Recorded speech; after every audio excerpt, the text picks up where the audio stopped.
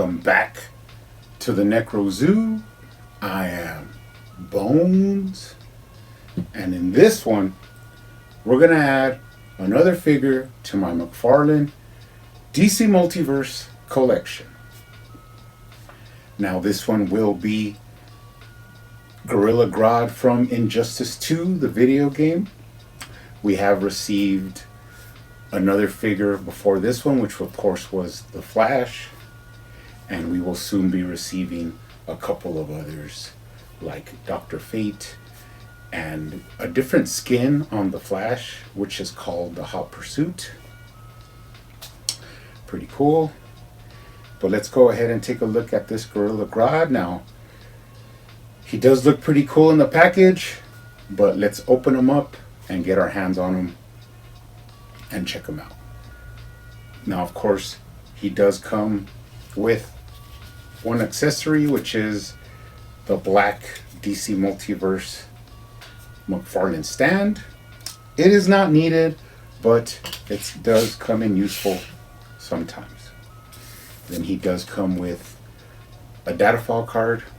Of course, this one does have the image of the figure on some diorama. And on the back, you do have a little bit of information. Pretty cool. Now, Gorilla Grodd is a character from DC Comics. Now, he is more of a Flash villain, but he will come out in different stories, different properties, different iterations of the DC storylines. He will come out. He's been in the animated series. He's been, of course, in the video game. So he is a prominent character. He was a member, I'm pretty sure, of the Legion of Doom. But let's go ahead and take a look at him. Now, a lot of people are complaining right off the bat about the color of the gold. I mean, I don't really love it, but it does look kind of different from the image that they gave us. But I mean, I could take it so that in the point that it's like dirty armor, you know, it's not really supposed to be like super yellow gold, but it's okay. It's okay. Now let's take a look at the head. Now the helmet is not removable. You can remove it if you heat it up, but the head underneath is like really deformed. It has like a peg hole in a real big peg hole in it. So I think you'd have a better chance of having an unhelmeted head if you just find a gorilla head that fits right on here, and hopefully with the articulated mouth would be nice. And then you could pull out the head and then just have the helmet, and maybe you could bore out the inside of the helmet where it fits on that new head. So I might look into doing something like that, but for right now, you could remove the helmet, but it will not look as good without a little bit of work. And of course, the jaw is not articulated, so that's another bummer. But the helmet does look pretty nice. Of course, he can look down and up. Not as much as the previous figures that McFarlane's has been doing really good at having a lot of range on their head. But he will turn for some character, so that's cool. And he's actually a pretty hefty figure, even though he's not really as tall as you would like. I'm pretty sure they probably would have done better if they did a 4-figure wave of Injustice 2 and then made this like the Build-A-Figure and just scaled them up a little bit more. It would have been a lot better. But it is what it is. Let's keep diving into it. Now you move down and he has that armor on his chest. He has this kind of like plate. It's kind of like the Motu Man-at-Arms, the way he has that thing right above his neck. I guess it's kind of like a neck guard, but it's a little bit low.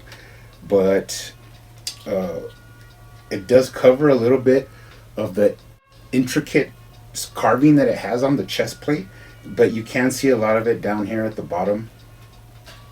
Pretty cool armor. Now he does have a lot of waist articulation. He does rotate, and you can get him into like some twisting poses, which is pretty cool. Goes back. goes forward. Pretty cool. Now, let's look at the arms. He does have the shoulder joint, so there's a lot of range of motion there at the shoulder. He only has single jointed elbows, but he does have a bicep swivel. And then on the hand, a lot of people haven't talked about this, but they used a different kind of peg where you completely take out that ball joint and it's more like a swivel peg, so you can get rotation and then wrist articulation, and it's a lot smoother and a lot cleaner than the ball joint. Of course, looking at the gauntlet going into the wrist, it's a nice smooth transition. Got some kind of like armor on his claws, on his fingers, or on his fingers to make claws. And then I really love these skulls on the shoulders on both sides. Look pretty sweet. Now moving down, let's take a look at his thigh rotation. He actually does have a lot of movement there in the thighs. And then he does have single jointed knees with a little bit more armor plating down there. And then pretty cool on the ankle, they did like one of those rockers like on the Bane. So it's a really smooth turn, and then you could still get up and down. And then he does have toe articulation, and then the toe has a like a little claw on it. I guess that's for like battle, I guess you could say. Pretty nice looking figure. Like I said, the only thing is the size, but I mean, this is what they gave us, so you know, not for nothing, but it's a pretty hefty figure, and he does look pretty cool. You can get him in some pretty awesome like spread arm poses. You know, he looks pretty cool. So let's take a look at him from the bottom. You could see those simian feet sculpted in there, pretty nice. Moving up to the back now, on the back plate, you can see a lot of that intricacy in the sculpt work on his back, little symbols and stuff like that. This is just screaming for a little touch up of paint, like different tones of gold and maybe some silver in there. So we're gonna be doing that. Oh, pretty cool. There's a helmet from the backside. Cool spikes. Pretty awesome figure besides the size part.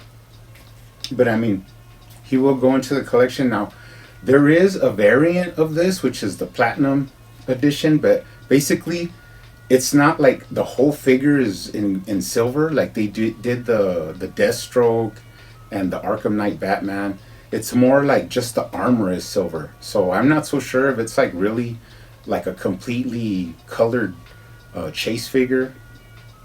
But they are going pretty crazy, and online they're asking like ridiculous prices for it. So I'm gonna hold out and see if I could find one, but it's not like a major thing. I don't really go crazy for those chase figures. I just get one to keep in package, but I don't really need like duplicates or anything like that. So pretty cool. Gorilla Grodd. Now, actually, I only have like 2 other Gorilla Grodd figures, and then one isn't even worth mentioning. It's like from an animated series. But I do have one of the better Gorilla Grodds and one of the classic Gorilla Grodds, which is the DC Universe Classics Collect to Build Gorilla Grodd, which came with these pretty cool connections for his brain, because you know he's a brainiac. Has cool articulation, really nice sculpt work. This one was done by the Four Horsemen. That head looks really simian style, so pretty cool. Let's put him right here next to the newer Gorilla Grodd. As you can see, if he would have been this size, it would have been perfect. I mean, if he would have been this size with the armor and everything, this would be like an 8 out of 10 figure. But since they don't really have the size on them, it's more like a 7.5 figure. I just can't give him more than that. But he's still pretty cool to add to the collection. He will be going up on the display shelf. But if you could find him, pick him up, add him to your collection. Now, I do have one more. Now I bought 3 of these. One of them is actually in my mint in box collection, so that one will never be opened. But I did get one more because I'm gonna do some repainting. And like I said, let's see if I could find another gorilla head to like swap out. So that's something I might look into. But I'm gonna do more of like a bone scheme, which means like the skulls and then some of the spikes and some of the plates, I'll paint them like a white bone, like off tan color. Like if he took bones from humans and put them on his armor, and then I'll actually add a little bit more like silver parts and then some different, like a lighter yellow gold to it. So we'll see how that goes. It's not going to be right away, but I will eventually get to it, which will be pretty cool. But anyways, guys, that's it for now. Stay collecting out there, stay hunting, keep customizing, and I will see you on the next one.